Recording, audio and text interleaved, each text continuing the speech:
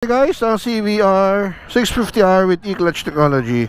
So ito yung test drive natin. Sobrang ganda. So first time natin magdadrive ng sports bike na hindi tayo gagamit ng clutch kasi nga tayo ay naka e-clutch. So para tayo nagdadrive ng XRM na naka sports bike. Ang lupit. Okay, takbong matik. Ano na po sir, after tapusin muna yung mga okay na po, wag na po muna kayo mag-clutch, okay?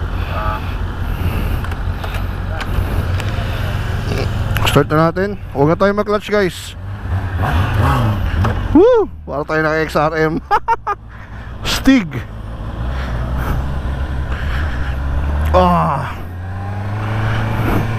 Nga pala, first time ko ulit gumamit ng sports bike. Kaya medyo wow!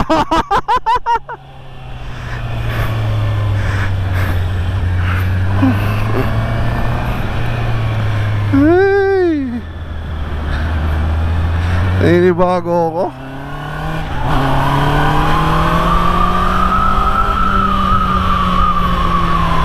Woo!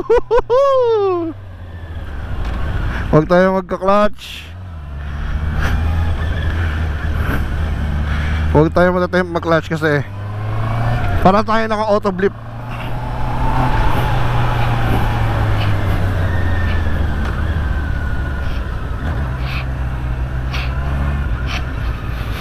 Parang malambot yung gulong.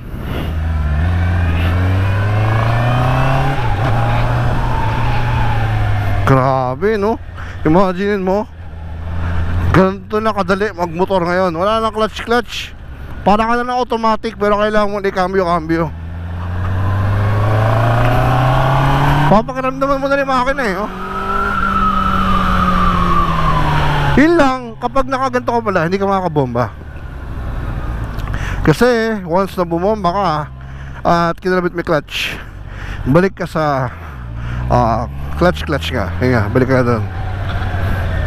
Ayan, ito na tayo. Bawas ulit tayo.